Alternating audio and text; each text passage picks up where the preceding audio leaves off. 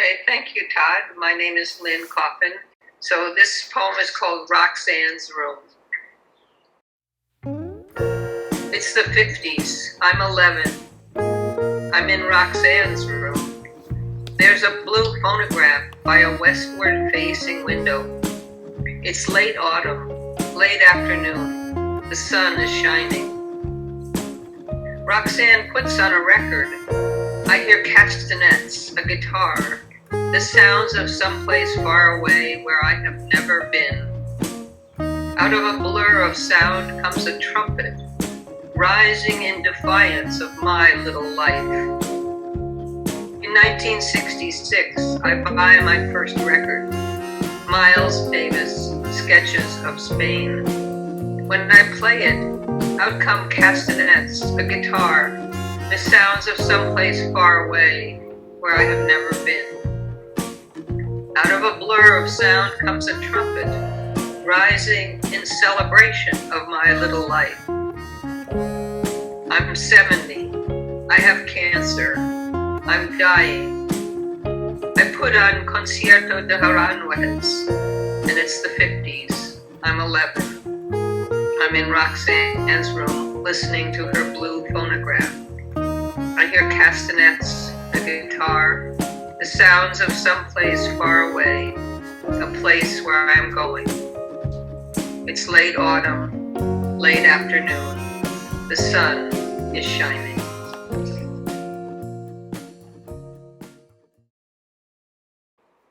Okay, this is a hard question. I was encouraged to write at an early age. In first grade, we were asked to describe ourselves. Most of the other students wrote that they were 5 feet tall, had brown hair, blue eyes, whatever. I wrote that I was rectangular and made of wood with a hole in my head where you poured in ink.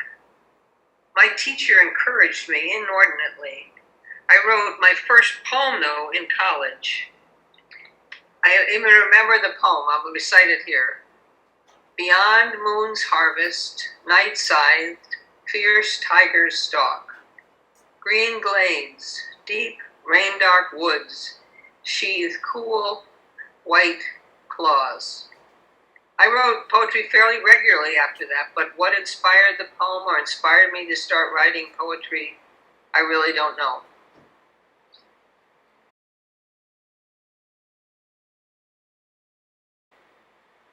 Okay, the poem, I would say, we were talking about this at dinner, and I would say that as a creator of artistic works, it's not, this may sound unfriendly or whatever, but it's not my primary responsibility to know what it means. That's the reader or the viewer's responsibility. That's their task, their duty.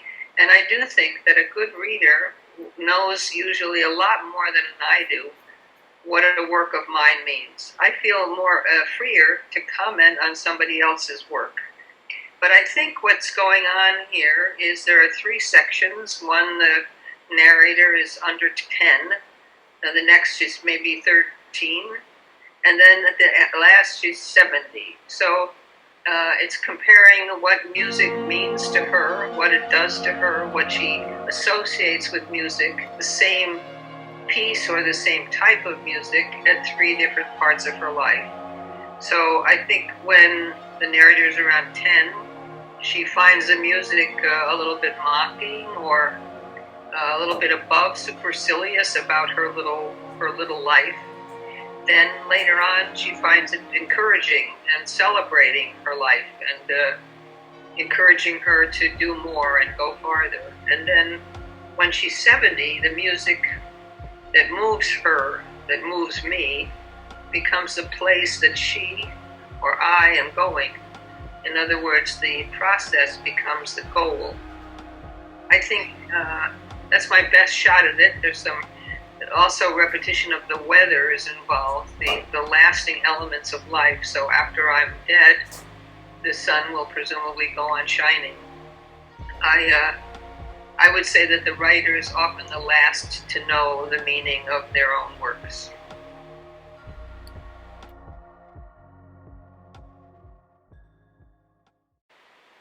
Okay, well, I don't know. When you say is it written in poetic form, I'm looking and I don't see a formal. I mean, I write a lot of formal verse. I have a new book coming out that's all sestinas, villanelles, and a couple of paradels. But this one has some occasional rhyme, and it has a repetition of lines. The sound of someplace far away where I have never been is repeated. Also, out of a blur of sound comes a trumpet that's repeated. Being in Roxannes' room is repeated, and so forth. So, and the last line ends on a repeated line. It's late autumn, late afternoon, the sun is shining. So reasserting those verities of the weather. My process of writing this, again, I don't remember at all. This was a poem written several years ago. I think poetry finds us more than we find it. I don't really have a writing process. People are often asking me about my writing process. I don't write every morning from 8 to 12, or I don't have a journal.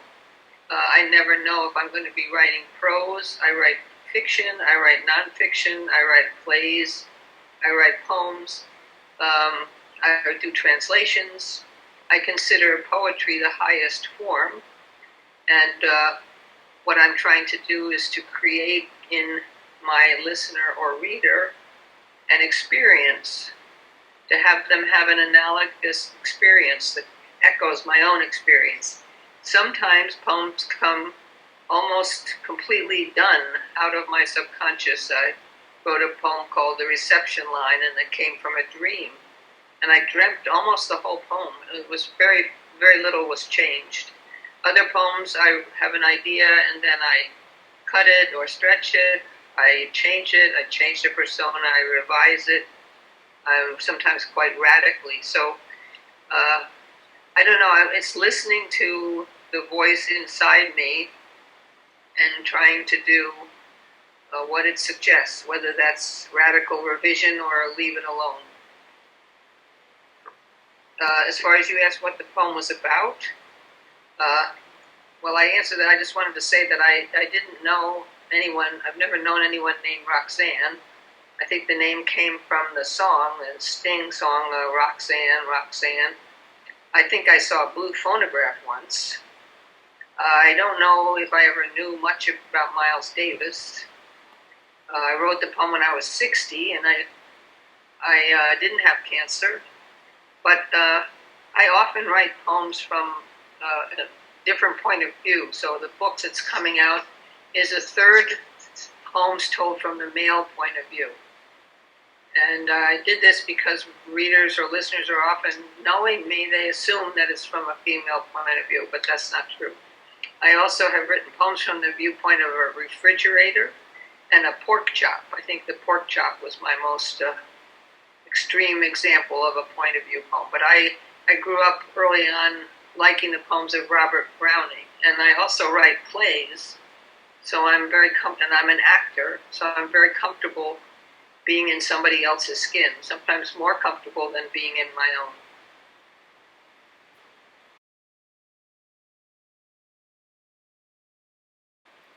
Well, yeah, you have very good and very difficult questions. So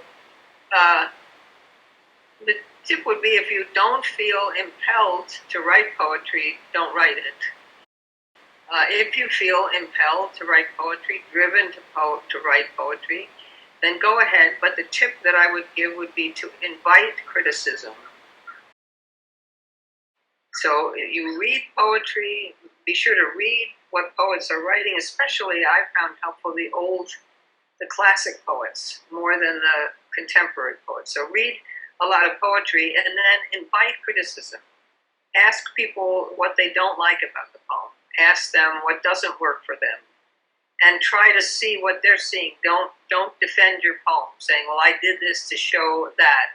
That doesn't work. So when I was in Ann Arbor, I started a writers group, and our principle was to be as negative as we constructively could. So we liked each other's writing, we respected each other as writers, and we didn't waste time saying, I like the way you did this character or the way you had that line of poetry.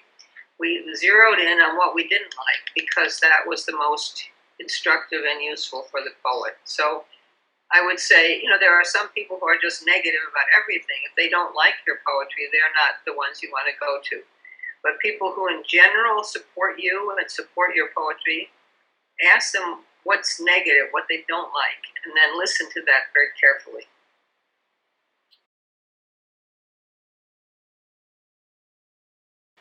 Well, I would say, again, read a lot. Read a lot of poetry. There's a maxim that good writers borrow and great writers steal. So don't be afraid to adapt, steal a little bit of someone else's poem, an image that you like, a character. People are very afraid of plagiarism. But especially in the beginning, you learn by borrowing other people's work. So to read it, you should not be afraid to analyze a poem. Poets are often afraid to analyze a poem because it's going to ruin it. But talking about the measurements or the specifics of a moon rocket, for example, a moon launch, does not ruin the beautiful object we see in the sky at night, the romantic moon. So don't be afraid to analyze the poem. And I think there's so many good books on this, how to read a poem. One is called that by Edward Hirsch, and I'll talk about that in a minute if I get a chance. How to read a poem, and that's exactly the whole topic of the book. The other writer I would recommend is Donald Hall. These are both very fine poets themselves. Donald Hall talks about the three elements of a poem as being a milk tongue, which is the way the poem feels in your mouth, the sound of the poem, the richness of it. The second element is goat foot, which is the rhythm of a poem. And the third element is twin bird, which are the analogies or the similes in a poem, the metaphoric structure of a poem. So if you keep your eye on those three things, milk tongue, goat foot, and twin bird, you'll do all right. And if you need more coaching, read Ed Hirsch's How to Read a Poem, or almost anything Donald Hall has written on a reading of poetry.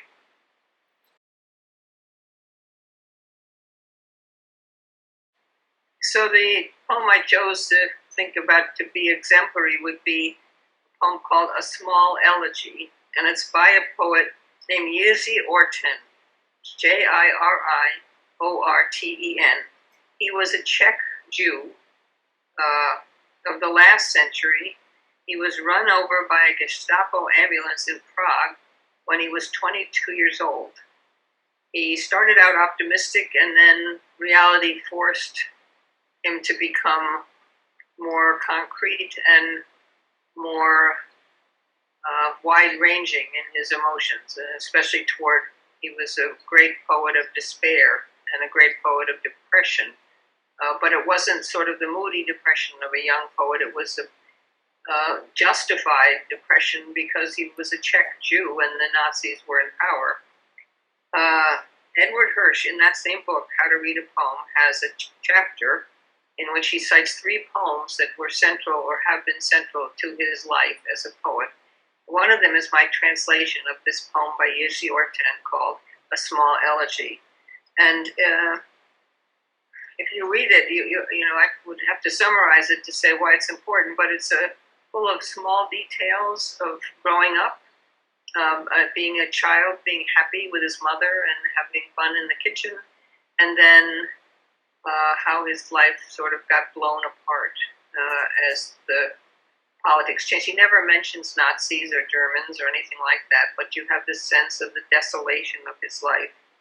And I've been trying for years to get the Poetry Foundation to put a copy of this poem, so strongly advocated for by Edward Hirsch and others who are deemed important, and I haven't gotten anywhere. And one thing that's very sad to me is the only translation of Orten visible now on the internet is the translation by a native speaker of Czech who was a great fan of Orten and thought he would promote his hero by writing a book of translations, and they are very bad translations.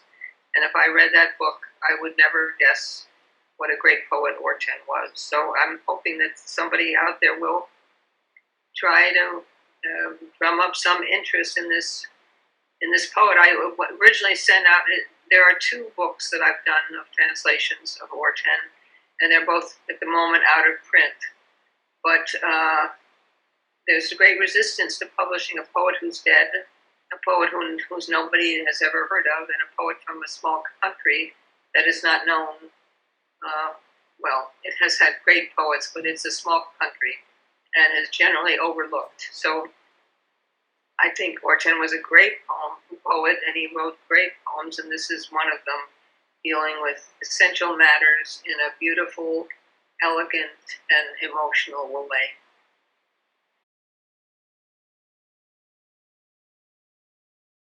Yes, okay, so yes, well, I would like to ask people, last November, my novel, The Aftermath, was published by Adelaide Books in New York, and it's a tale of a woman recovering from trauma, and it's gotten very good reviews, but it has very poor sales because people, I think, hopefully, because they don't know about it, and if people knew about it, maybe they would promote it. It's called The Aftermath.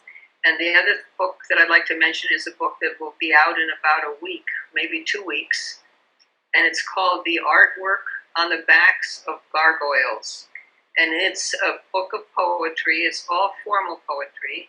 It's about a third, well, about a half sestinas, and about a half is villanelles, and then it has 2 paradels in there as well.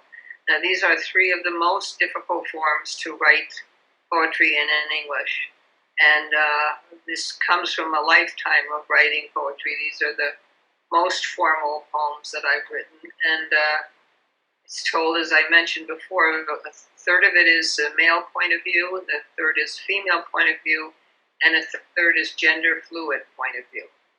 So I hope that people will watch for this, and again, it's published by Transcendent Zero Press, and it will be out in a couple of weeks. So I hope people will get a hold of that and let me know what they think.